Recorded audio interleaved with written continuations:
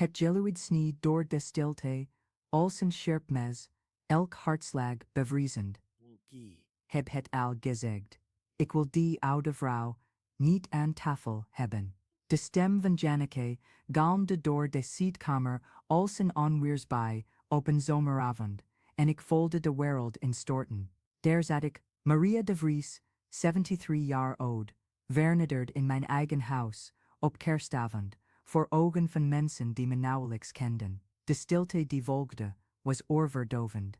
Ik hoorde het klirren van een glas dat een kast liet vallen, de droge klap van glas op de vloer. Mijn zoon Rick boog zijn hoofd, niet in staat mij te verdedigen.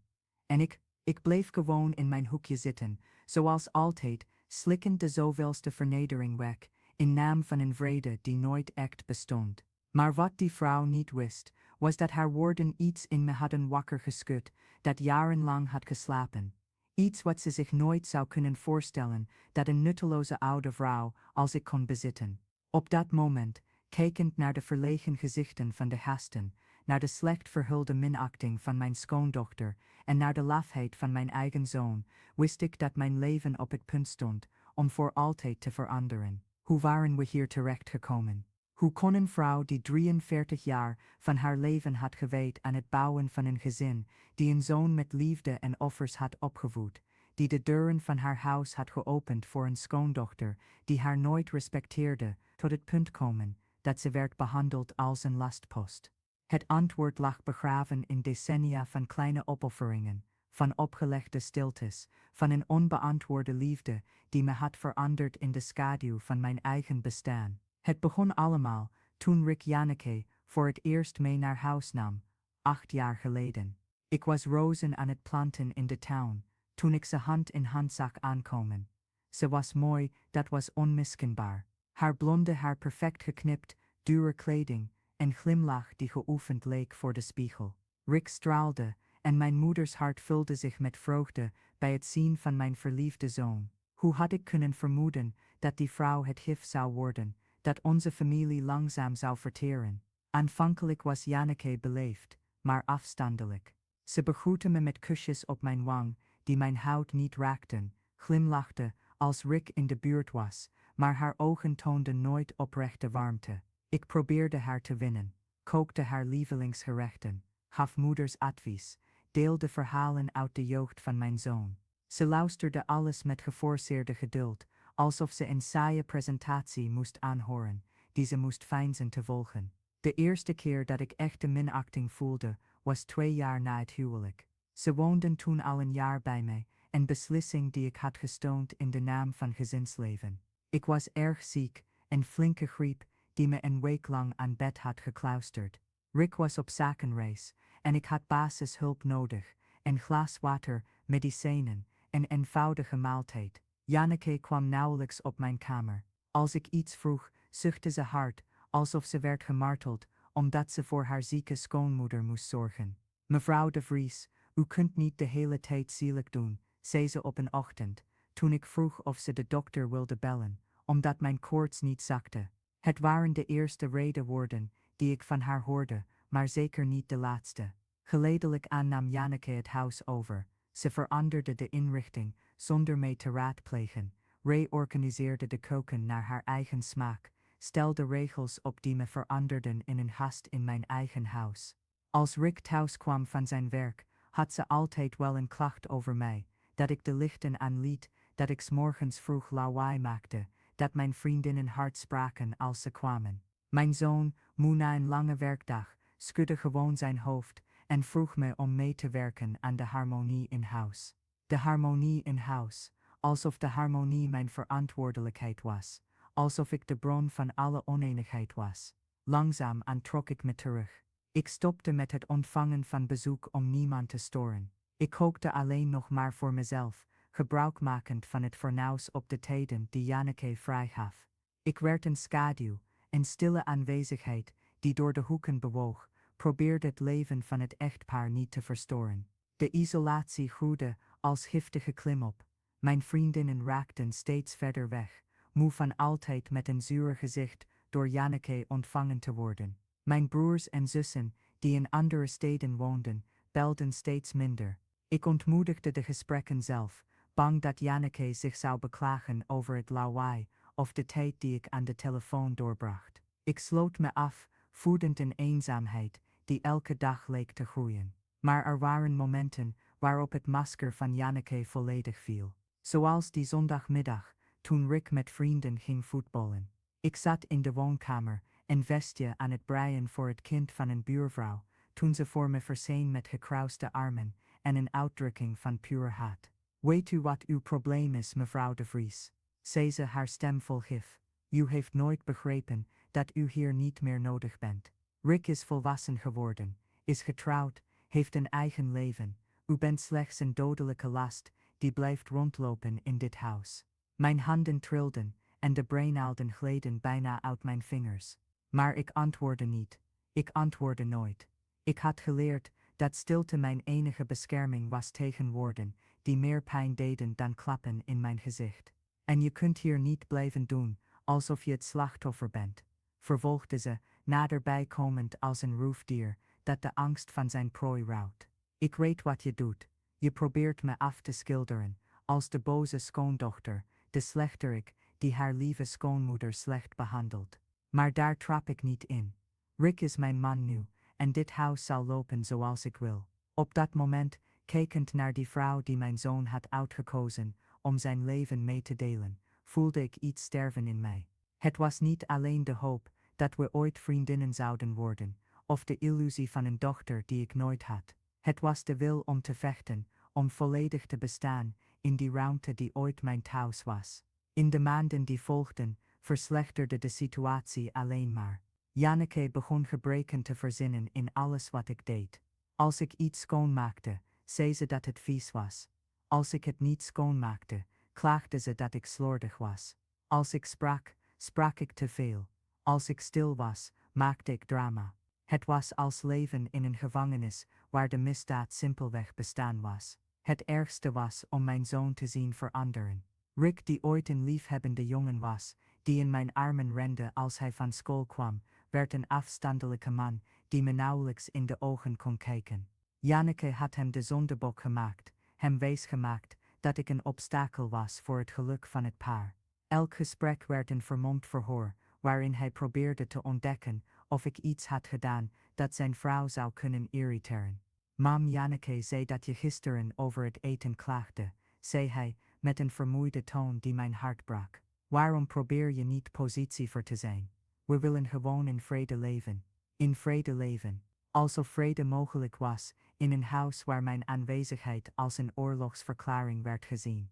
Alsof vrede mogelijk was, wanneer elke ademhaling van mij als een daad van rebellie werd gezien. Zo kwamen we aan die kerstavond. Ik had de hele dag doorgebracht met het voorbereiden van het huis voor het feest, zoals ik altijd deed. Ik maakte alles schoon, regelde de bloemen, poëtste het zilverbestek dat ik van mijn moeder had geërfd. Ik hield vast aan het handgebreide linnen tafellaken van mijn oma, dat 2 generaties had overleefd, en in zijn vezels de herinnering aan zoveel gelukkige kerstmissen bewaarde. Misschien was het nostalgie, misschien wanhoop, maar ik wilde dat die avond speciaal zou zijn. Ik wilde nog een keer voelen dat ik nog steeds deel uitmaakte van die familie.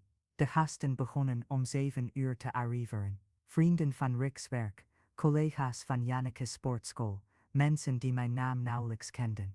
Ik ging op mijn gebruikelijke plek zitten, in een fauteuil in de hoek van de kamer, ver genoeg weg om niet in de weg te zitten, dichtbij genoeg om niet te lijken, alsof ik me verstopte. Ik glimlachte als iemand mijn kant op keek, knikte subtiel, maar niemand kwam met me praten. Ik was de menselijke decoratie van het feest, aanwezig genoeg om niet genegeerd te lijken, onzichtbaar genoeg om niet te storen. Toen hoorde ik Janneke met een vriendin in de keuken praten. Ze wisten niet dat ik ze kon horen, en haar woorden doorboorden mij als glasscherven. Ik kan die oude vrouw niet meer aan, zei ze, haar stem vol irritatie. Ze doet de hele dag niets, ze is alleen maar een last, en het ergste is dat Rick haar niet durft te plaatsen in een verzorgingstehuis. Hij heeft medelijden, weet je wel. Haar vriendin mompelde iets wat ik niet kon verstaan, en Janneke vervolgde: vandaag heb ik nog gezegd dat ik haar niet aan tafel wilde hebben. Het is kerstavond. Ik wil dat het speciaal is, en ik zou die zure kop de hele avond niet aankunnen. Ik voelde mijn bloed in mijn aderen stollen. Dus daarom, zelfs op kerstavond, zou ik geen recht hebben om aan tafel te zitten in mijn eigen huis. De vernedering die komen zou, was koud gecalculeerd om mij mijn plaats in de familiearchie te tonen. Toen ze uit de keuken kwam en aankondigde dat het diner geserveerd was, gingen alle aan tafel. Ik bleef zitten, wachtend op mijn uitnodiging die ik wist dat niet zou komen. En toen gebeurde het. Een van de gasten, een vriendelijke man die de hele avond beleefd tegen me was geweest, merkte op dat ik niet opstond. Mevrouw de Vries, zei hij met een vriendelijke glimlach, gaat u niet met ons eten? De stilte die volgde, was zwaar als lood. Janky keek me, en met ogen die voorspoeden, en ik wist dat het moment van de waarheid was aangebroken. Ik ademde diep in en zei, met de meest stevige stem die ik kon opbrengen: ik denk dat ik wel zal eten. Het is tenslotte mijn huis. Toen gilde ze. Het kiel dat dit verhaal begon dat de tijd bevroor en alles veranderde. De meest transformerende verhalen komen vaak voort uit de meest pijnlijke momenten. En daarom moet ik met jullie delen hoe deze avond niet alleen mijn leven veranderde, maar ook de manier waarop ik het vermogen zie, dat in elke vrouw zit die ooit tot zwijgen is gebracht. Als jullie ook geloven dat elke vrouw gehoord en gerespecteerd moet worden, abonneer je dan op het kanaal om verder te gaan, met het volgen van verhalen zoals deze, want samen zijn we sterker, en elk gedeeld verhaal kan het licht zijn dat iemand nodig heeft om zijn eigen stem te vinden. Na sequentia docrito de Janneke brak er iets in mij. Het was niet mijn hart, dat was al zo vaak gebroken dat het geleerd had om gebarsten te functioneren. Het was iets anders dieper. Het was de onzichtbare ketting die mij aan die onderdanige versie van mezelf bond. Ik stond op van de fauteuil met een waardigheid die ik niet wist dat ik nog bezat en liep naar mijn kamer. Elke stap was een stille verklaring. Ik zou me niet langer als vuil laten behandelen in mijn eigen huis.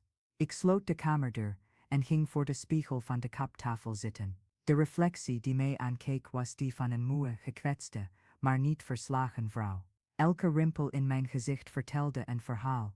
De lijntjes rond mijn ogen waren van zoveel glimlachen. Toen ik nog geloofde in de goedheid van mensen, de lijnen op mijn voorhoofd waren van slapeloze nachten met Rick. Toen hij nog een kind was, de rimpels rond mijn mond waren van ingeslikte woorden. Van gesmoorde kreten, van alles is goed gezegd terwijl niets goed was. Ik opende de lade van de kaptafel en haalde een houten kist tevoorschijn die ik jaren niet had gezien. Daarin zaten oude foto's, vergeelde brieven en documenten die geheimen bewaarden, die ik had gezworen met me naar het graf te nemen.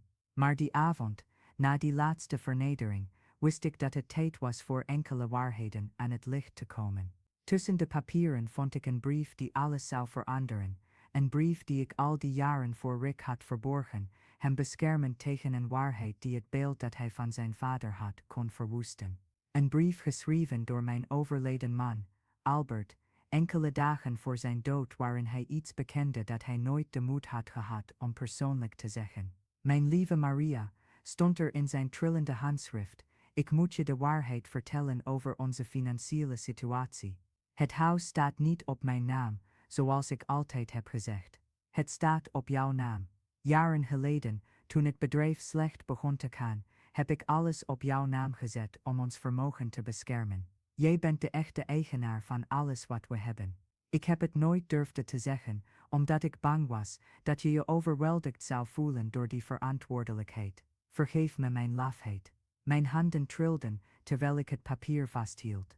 8 jaar lang had ik me gedragen als een gast in mijn eigen huis, orders aanvaardend van een vrouw die niets meer was dan een indringer. De akte van het huis, de investeringen, de hoofdrekening, alles stond op mijn naam. Ik was rijk, onafhankelijk, machtig, maar ik had ervoor gekozen om te leven als een emotionele bedelaar. Ik stond op van de spiegel en opende de kast.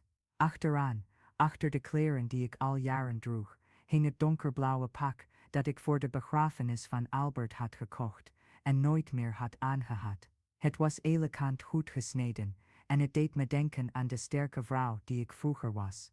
Ik trok het langzaam aan, zoals een krijger zijn harnas aantrekt voor de strijd. Toen ik uit de kamer kwam, was het feest uit zijn ritme geraakt. De gasten fluisterden, duidelijk beschaamd door de scène die ze hadden meegemaakt. Janneke deed alsof er niets aan de hand was, serveerde wijn met een geforceerde glimlach, maar haar handen trilden lichtjes. Rick leunde tegen de muur en vermeed iemands blik. Ik liep naar de kamer en positioneerde mezelf in het midden, waar iedereen me kon zien. Mijn stem toen die eindelijk kwam, was stevig en helder zoals al jaren niet meer. Ik wil met jullie allemaal praten, zei ik, en de stilte was onmiddellijk, speciaal met jullie Janneke en Rick. Janneke keek me aan, met een mix van irritatie en minachting. Mevrouw de Vries, het is geen tijd voor drama's. We hebben hasten. Je hebt gelijk, antwoordde ik, de brief openend die ik in mijn handen hield. We hebben hasten, en zij verdienen het om de waarheid te weten over dit huis, en over wie hier echt de baas is.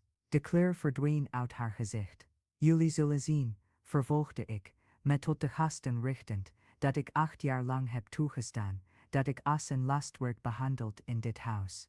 Ik liet me vernederen, tot zwijgen brengen, me laten voelen als een dodelijke last. Maar vandaag heb ik iets interessants ontdekt. Ik toonde de brief aan iedereen. Dit is een brief van mijn overleden man, waarin hij bekent dat dit huis, alle investeringen en alle eigendommen op mijn naam staan. Ik ben de wettelijke eigenaar van alles hier. De stilte was oorverdovend. Janneke was wit weggeschrokken. Dat betekent, vervolgde ik, elk woord zwoerend, dat gedurende al die jaren, dat jij me behandelde als een indringer, jij slechts een gast was in mijn huis.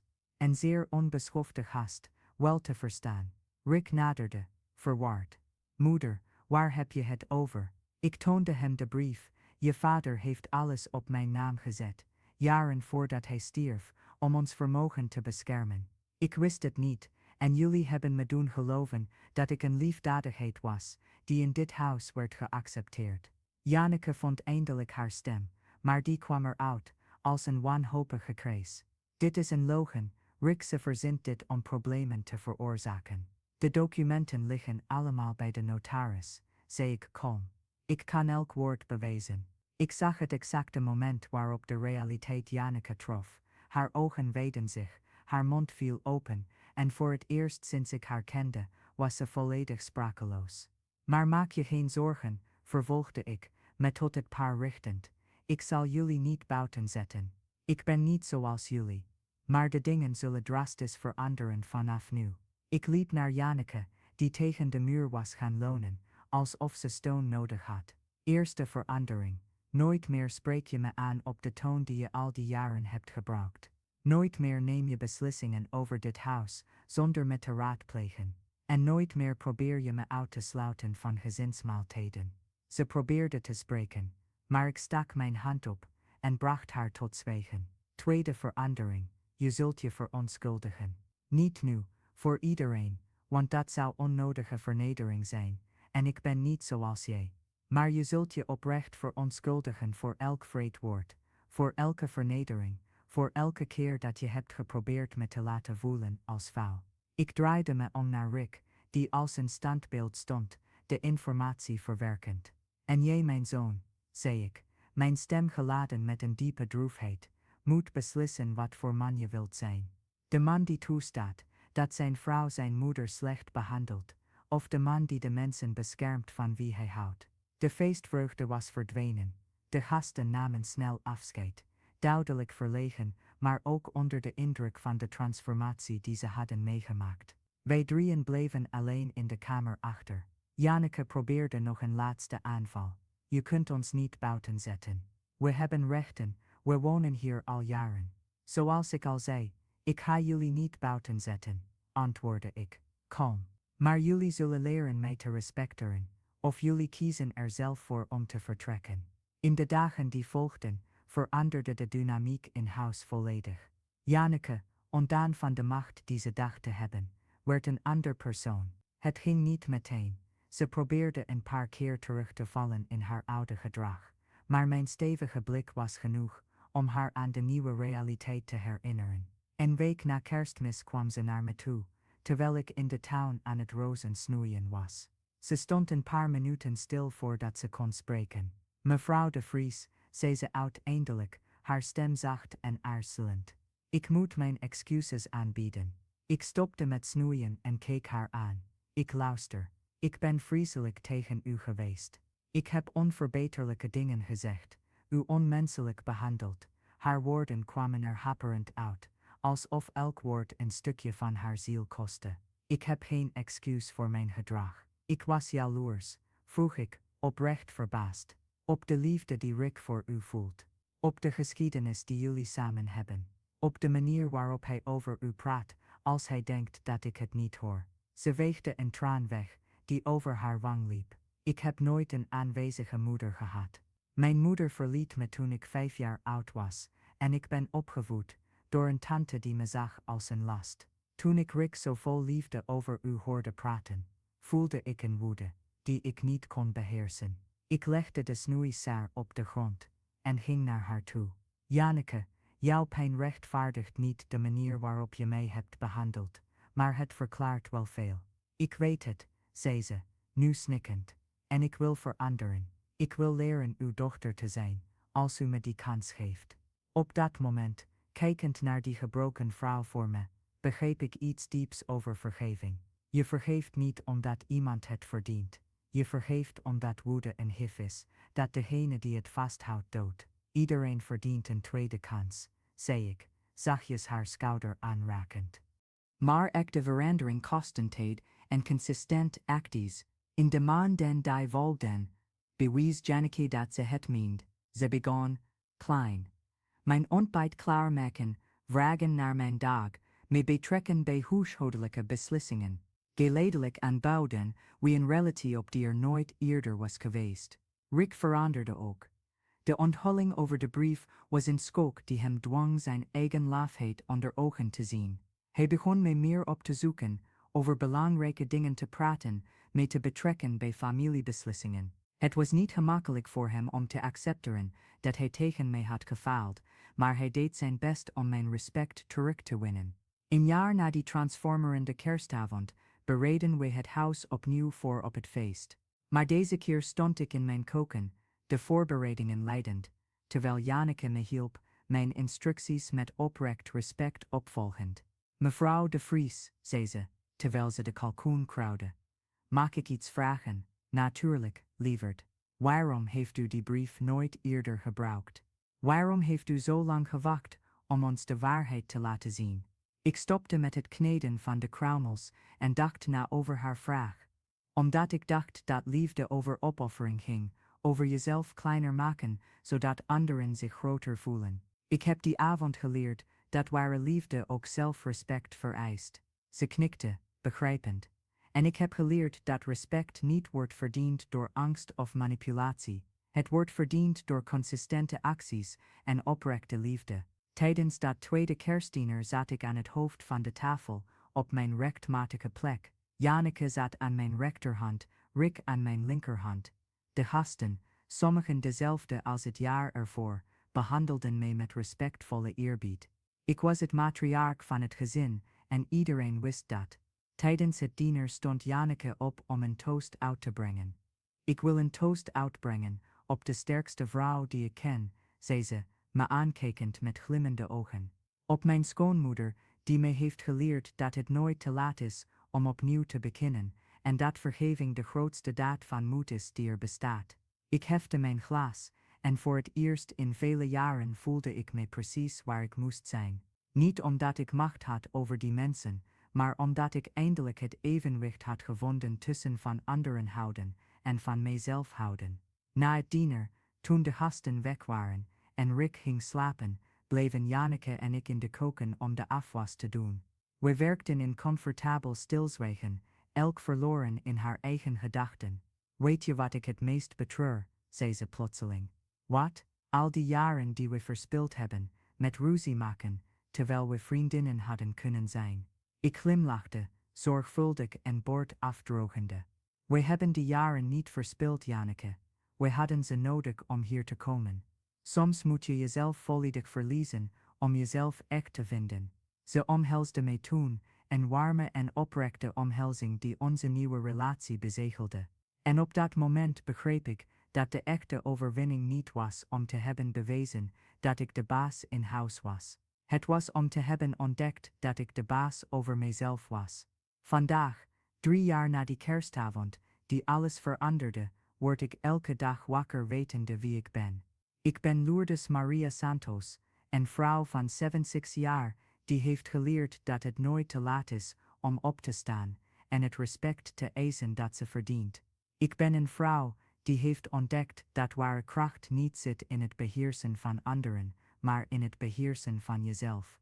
Janneke en ik ontwikkelden een band die verder gaat dan schoondochter en schoonmoeder. We zijn vriendinnen, vertrouwenspersonen, partners in de bouw van een echt hecht gezin. Rick is de man geworden die hij altijd had moeten zijn, en ons huis is een echt thuis geworden. Maar de belangrijkste les die ik heb geleerd is deze: het maakt niet uit hoe oud je bent, het maakt niet uit hoe lang je je hebt laten behandelen, je kunt altijd kiezen om op te staan en te zeggen, genoeg. De kracht om je leven te veranderen was altijd al in je handen, soms heb je alleen de moed nodig om het te gebruiken. Aan degenen die dit verhaal lezen en zichzelf erin herkennen, weet dat jullie sterker zijn dan jullie denken. Dat jullie respect, liefde en waardigheid verdienen, op welke leeftijd dan ook, en dat het nooit te laat is om opnieuw te beginnen. Waardigheid heeft geen houdbaarheidsdatum, eigenliefde kent geen leeftijdsgrens. En de moed om te veranderen kan op het meest onverwachte moment ontstaan, zelfs tijdens een wrede uitbarsting op kerstavond. Dit is mijn verhaal. Dit is het verhaal van een vrouw die halverwege de weg verdwaald raakte, maar zichzelf vond toen ze het minst verwachtte. En als ik het kon, dan kunnen jullie het ook, want we zijn allemaal sterker dan we denken. En we verdienen veel meer dan we accepteren.